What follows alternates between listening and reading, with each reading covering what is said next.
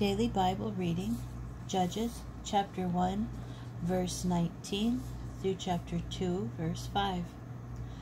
The Lord was with Judah, so that they took possession of the hill country, but they were not able to dispossess the inhabitants of the plain, for they had iron chariots.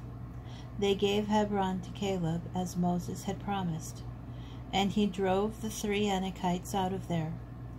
The Benjaminites did not dispossess the Jebusite inhabitants of Jerusalem, so the Jebusites have dwelt with the Benjaminites in Jerusalem to this day.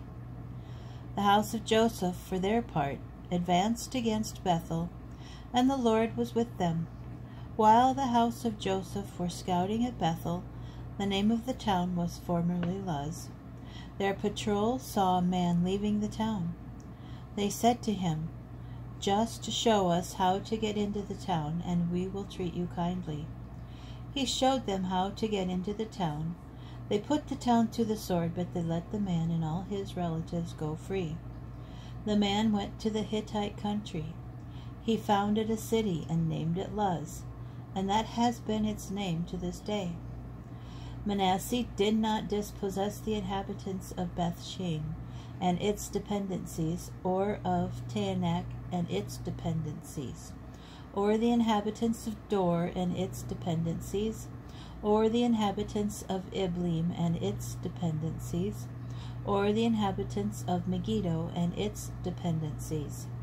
The Canaanites persisted in dwelling in this region, and when Israel gained the upper hand, they subjected the Canaanites to forced labor, but they did not dispossess them.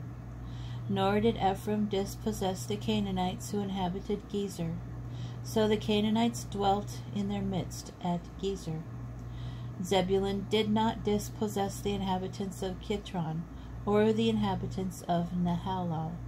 So the Canaanites dwelt in their midst, but they were subjected to forced labor. Asher did not dispossess the inhabitants of Acco, or the inhabitants of Sidon, Alab, Akzib, Helba, Aphek, and Rehob.